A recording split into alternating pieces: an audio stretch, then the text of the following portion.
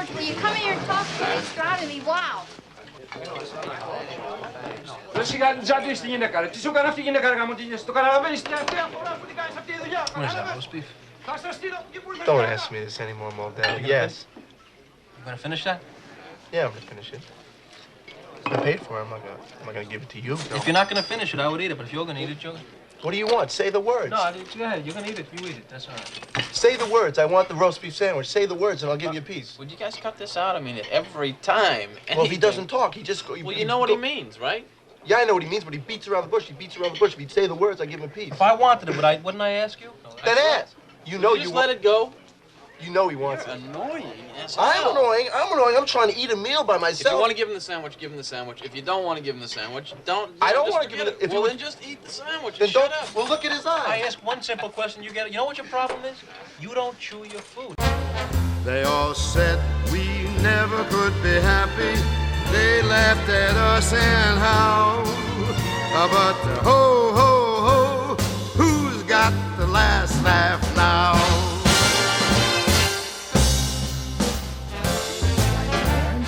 And you are checking out The Life of Ryely, my weekly podcast at www.borntokillcomedy.com, Facebook Born to Kill Comedy, Podomatic.com, Born to Kill Comedy. You can also follow me on Twitter. I've got that crazy voice when I start. It always starts out like this, and then it gets really whiny. Welcome to the show. This week, I want to talk about something that is very near and dear to my heart. And that's the diner. Your typical diner. Right now, I'm living out here in California. In New York, I would spend a lot of time in diners. And I'm talking about your classic Greek diner. Open 24 hours. Get whatever you want to eat. You could sit in there, have a cup of coffee, and sit all day long. Or you could walk in night and day, want something that's not even on the menu, and a guy's going to come out in a black pair of pants, a white shirt, and he's going to feed you. He'll tell you whatever you want. You want chicken? I'm going to make for your chicken. Don't even worry, I'll make chicken. You want fish? I bring you fish. Eat the fish. It's better than chicken. You will always get a home-cooked meal, right? Or a classic cheeseburger deluxe. Whatever you wanted to eat, you're going to get it out there. You don't have that here in California. And the diner typically would be my office. I would do all my writing there. I'd hold court there. I'd have meetings there. I'd have my particular booth. And a lot of New Yorkers, especially comedians, they know what I'm talking about. It's, you just get good energy. I mean, there's the Westwood Diner on 45th Street and 9th Avenue. It used to be around the corner from the original improvisation in New York. And that's where Jerry Seinfeld and Larry David would write the scripts to the beginnings of the first Seinfeld episodes. You know, there's good energy there. You don't have that here in Los Angeles. And that drives me crazy. And because of that, I've tried to find a place to emulate that, and I've run into a lot of difficulty, and I've had some issues, especially since it's where I like to eat. That's where I'll eat 3 times a day. I'll find a place. I'm a creature of habit. I will find a place and I will eat there 3 times a day for 2 years straight. I'll eat the same thing, sitting in the same place. It gets to a point where I come in and they just bring me my food. That's just how it is. And there are places like that right now, and I hate to jinx them because it's only good for so long. But I'm a creature of habit, and because I try to find these situations, it's run into some issues because I get very upset when stuff doesn't go right. Things start to turn. And one of the things is I've looked for a diner, like a classic diner, and it doesn't exist out here. Out here in LA, we have Googie style diners, and those are hard to find, but that's the authentic late 50s, 60s diner format. We have something close to that out here called Mel's on Sunset, but once I got punked by Busta Rhymes there, which is not for this conversation. And it's also a cookie cutter. Like it's from The Diner, the movie, the George Lucas movie, but the original was filmed in San Francisco. So they kind of have these formats. It's not the same thing. But there is Cantor's. Now, Cantor's is a Jewish delicatessen. Now, that's different from the diner. Let me just differentiate the two. You know, in New York, you have Katz's, Carnegie, Ratner's, which isn't there anymore, the Stage, which isn't there anymore, Second Avenue Deli, which isn't even on Second Avenue anymore. God. But you see what I'm saying? So out here we have the similar situation. You have Cantor's, Izzy's, Lenny's, Greenblatt's. Anyway, without going too deep into it, Cantor's is in my neighborhood. They're open 24 hours. Cantor's, I've had so many issues with. First of all, I think they're anti-Semitic for a Jewish deli. I think that they just like torturing Jewish people. They're so picky, and I would go in there and I would order a sandwich, which I would like to consider the Ryely Laurence, right? First of all,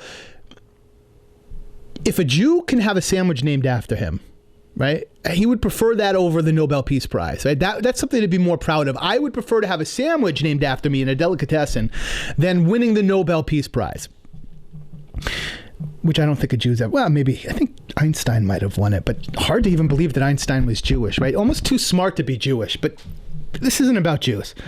This is about me going into Cantor's and the sandwich that I like to consider that I created. And by the way, maybe this is about Jews. A Jewish person in a restaurant, if he could take credit for the dish, he thinks he's better than the chef, right? If I can order something a certain way, it makes me the genius, right? Not the chef or whoever the cook is cooking it. The guy who puts it together, that's my dish. That's my dish. How did you like my dish? Then that's happened to me before, where people I've ordered their dish and they want credit for it. But I like my sandwich. It's a roast turkey sandwich, dry, which means no lettuce. I like it on rye bread. I order on the side. It comes with coleslaw, right? I order the coleslaw, and I like 2 Russian dressings. You know, the little sides of Russian dressing? I need 2 of those because the turkey at Cantor's, first of all, is a little bit dry. So I would order this, and when I'm eating it it's no problem. I get it. I make my sandwich. The way I like to consider it's my sandwich is what I like to do is I like to split the sandwich. I'll take some turkey on one side, some turkey on the other side. Then I mix the Russian dressing and the coleslaw together. And then I layer that on the inside. Then I put the turkey meat back on top. And then I put the bread back on top of it. And then you've got the sandwich. So there is a little formula to making it mine. It's not just, Russian dressing and coleslaw on top of the bread. Because it's very dry there. That's the second time I said the turkey's dry. Like I'm complaining already. And I do complain at Cantor's. I'll tell you something. I had a friend come in from New York. And we had soup there one day. And she's eating the chicken noodle soup, right? You have your choice. Chicken noodle, mishmash, matzo ball soup. So she's eating the chicken noodle soup. And she's just going, hey, there's not a lot of chicken in here. And I look, and in fact, there's no chicken in there, right? So I called the waitress over, and I guess maybe they just ladled it from the top. I said, excuse me. I said, there's no chicken in the chicken noodle soup. So right away, she goes, would you like to add chicken? And when they say add something, right? It's $2, right? The price automatically. You got to add. Do you want to add $2? First of all, no, I don't want to add anything. We order the chicken noodle soup. We don't want to add extra chicken. We just want some chicken. She says, no, look, if you look at the menu, and she holds the menu, it says add chicken $2. I take a deep breath, right? I'm not going to lose my mind. I said, that doesn't make sense because it's called chicken noodle soup.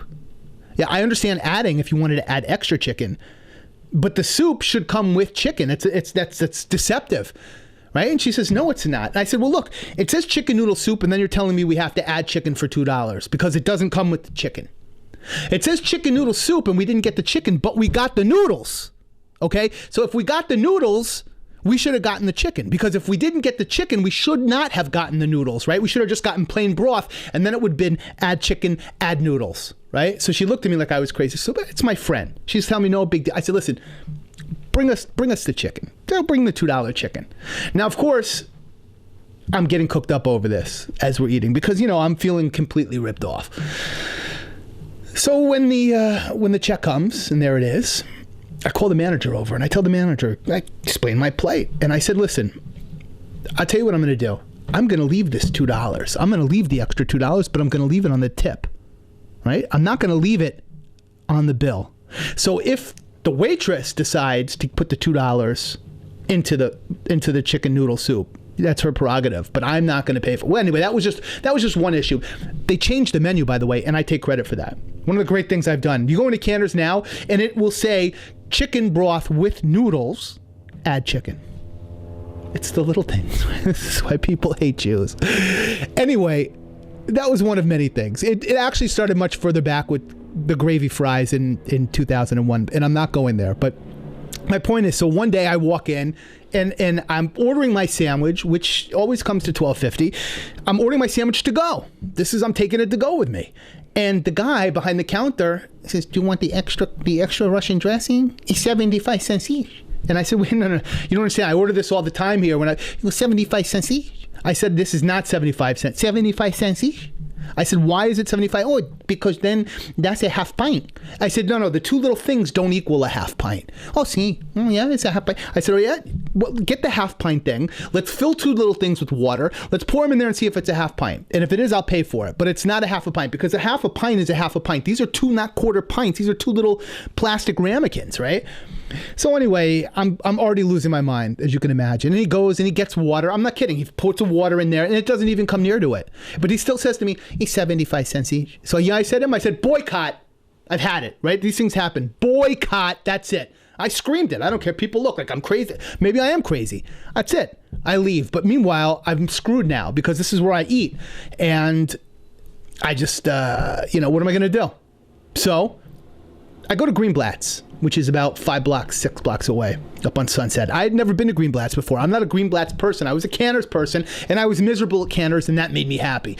I'd never been to Greenblatt's. It's right next to the Laugh Factory, and they have a sign outside. They say very fine wines or something, but it's not where I'm going. Jews don't go to a delicatessen to buy fine wines. Okay, that's where I go to buy turkey sandwich. So I never particularly went in there. I don't know why. I'm getting worked up over this because I'm passionate about it, and that's why I'm talking about it. I walk into Greenblatt's and I tell them, "This is what I want." And I said, "By the way, I'm expatriated from Canter's. I'm a newbie here. I'm sure this happens every once in a while. You get somebody from Canter's that schleps in here, can't take Canter's anymore." So I tell them, and I order my sandwich. And the sandwich comes out. First of all, it's not roast turkey, it's pressed turkey. Like deli sliced turkey. So that already is strike one, because I don't know if I could do this. Who wants like boar's head turkey, right? I mean, that's, it's not what I was expecting. Then I told him I need the extra Russian dressing. $1.50. So now I've gotten myself in a situation where I'm not getting the sandwich that I want. And I'm paying just the same amount of money. And it's not even the kind of turkey. So anyway, my point is this. I've had issues with Canter's. I've had issues. I took my ex-girlfriend in there, and we were ordering, and it was the first time. She's a shiksa, non-Jewish girl. Doesn't even know what the word shiksa means. I tell her it means special in Hebrew. I take her in there. She wanted to go to a Jewish deli. So I swear this is the truth. The emes. We're sitting there. She's looking at the menu. I'm looking at the menu, although, of course, I already know what I want to eat. And she says, from behind the menu, she says, "How do you know this is a real Jewish deli?" And it's funny because the waitress walks by, overheard this, without missing a beat. She goes, "Honey, because your boyfriend here has had an argument with everybody here about everything on the menu," and walks off. And I said, "Yeah, well, that's probably how you could tell." That's a good way to tell. But we're particular. New Yorkers, specifically Jewish New Yorkers, are particular when you go into, we like to sit in a particular place. You think we're crazy, right? A lot of girls would think I'm crazy. I take them out, and we know where we want to sit, and they think, "Oh, I'm making a big deal, or I'm making a stink, or I'm just being a pain." Maybe, but you know something? We don't sit under the vent, right? Because it's too hot or it's too cold, right? And usually, especially the chicks, they like to complain about that. We don't sit next to the dish station, right? Because they're clanking and they're blanking, right? You don't want to sit next to the bathroom. All kinds of whatever could be coming out of there. And personally, I keep my eye out for Asians because they smell a little like cabbage. That's personally, it's not racist. They just smell like cabbage. I don't know why. To me, at least. So Why take a chance? But you would think that Hungarians would smell more like cabbage than Asians, but maybe I haven't smelled a lot of Hungarians. But anyway, so recently I had a friend, and she tried to turn me on to Junior's in Westwood, which recently went out of business because Junior passed. Chas v'shalom, he died. And the kids took over and the Junior's was it was a big old school Jewish deli. And when he died, the kids took it over. And in 2 years, they drilled that. It had been around for 50 years. They drilled it into the ground. And Junior's was then taken over by Lenny's from the Valley. Lenny moved in and just swooped up everything. And at first I was like, oh, there's no way. There's no way I'm going to eat here. It's a travesty to the memory of Junior's. But then I went in there, and it is like delicatessen heaven. Heaven.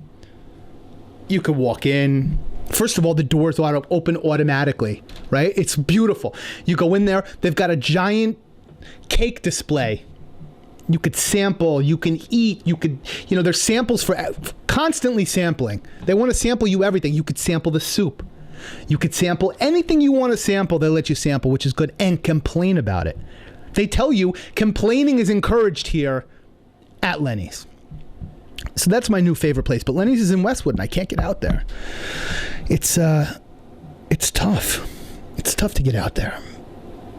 And there aren't any good diners where I could just sit, hold court, have some coffee, and just usually I just write. I do a lot of writing.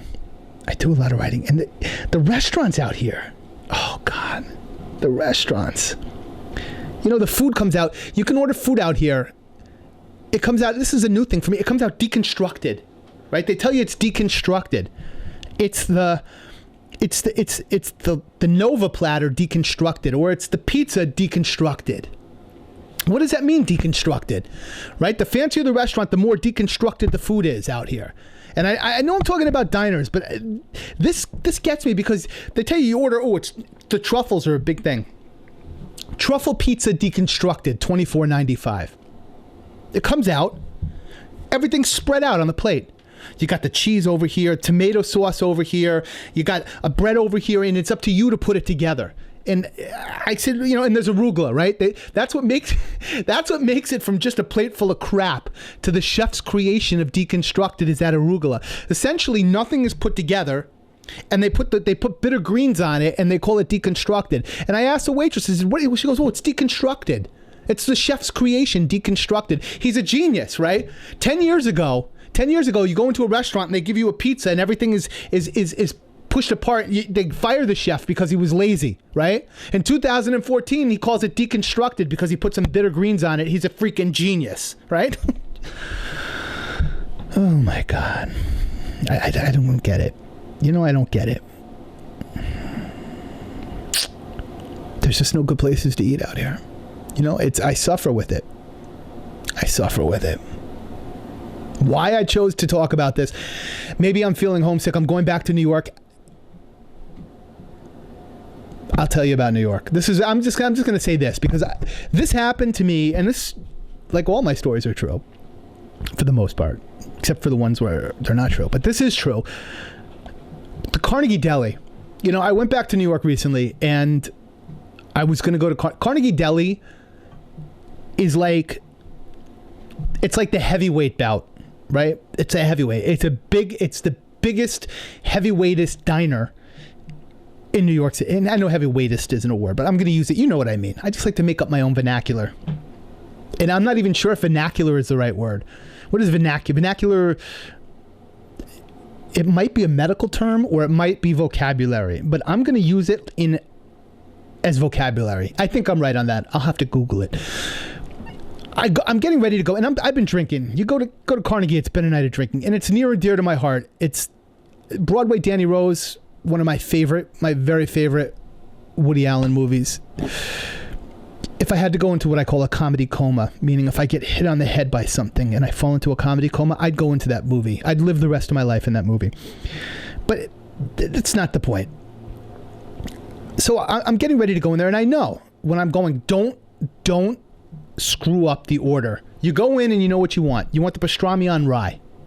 And personally, I like it on rye toast because it gets soggy. And at Carnegie, they give you 9 pounds of meat. You'll eat for a week at Carnegie. But it's expensive, right? Who needs to pay $32 for 9 pounds of meat? I really just want an $11 sandwich. So I say to myself going in, I had been drinking, and I said to myself going in, I said, just don't order anything. Order everything a la carte after the fact of the sandwich being ordered. That way you'll know. Boom, $17.95. I know what I'm going in for.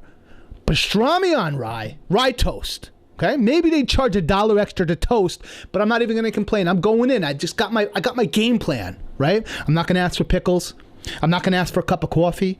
I'm not going to ask for Russian dressing or coleslaw or anything. We'll see what it comes with first. Anyway, so I'm looking at the menu just for nostalgic purposes because I feel good. I'm back in New York. I feel good to look, to see. I could see out of the corner of my eye. First of all, they're all Chinamen that work there. They're all Chinese. And they got the little red jackets on. The guy sees, I give him the nod. I'm ready, right? Ding, ding, ding, ding, ding. It's like the bell rings, right? He comes over with his little pad. Are you ready to order? I said, I'm ready to order. Now, this is where, folks, I went completely wrong. Because in that second, after I had my whole game plan out, in the second that he said, get ready to order, I thought, well, I'm in New York. I've been drinking. I know what I wanted. I wanted the pastrami on rye toast. But before I could say those words, instead, I said, I'll have the Reuben, right? Because part of me wasn't thinking clearly. How much could a piece of Swiss cheese, some sauerkraut, and Russian dressing cost? I ate it. I could only eat half of it, right? I asked for the box. I asked for the check. Here it comes. What I'm expecting from $17.95, expecting another maybe $2 or $3, maybe even $4. I wouldn't care. $29.95. Oh my God. Bing, bing, bing. The bell has rang. The champ is down. I could not believe. And I was so angry. I had that box with me. I was leaving. I figured I'd walk a couple blocks to catch a cab home. Right? I'd walk up to the park. Right? So I'm just freaking miserable, right? So now I'm just digging in the box and I'm just eating pieces of pastrami. And I'm just so bitter about it, right? Now I'm looking for a homeless person just to give it to. I just fling the box, right? F it. Right? F it. I could not believe. It wasn't even about the $30, but who needed I wouldn't have spent a $30 sandwich. Eat half of it. I was just so bitter about it.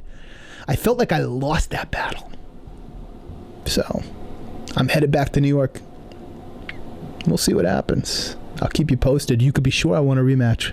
I want a rematch with Carnegie, but I will be visiting my regular Greek diners where you're not going to get hammered for $30 for pastrami Reuben. These are my stories. Anyway, folks, that's it for now. You'll see me next time right here. BornToKillComedy.com. This is The Life of Ryely. My name is Ryely Laurence. I don't like to say peace. Hardy, har, har.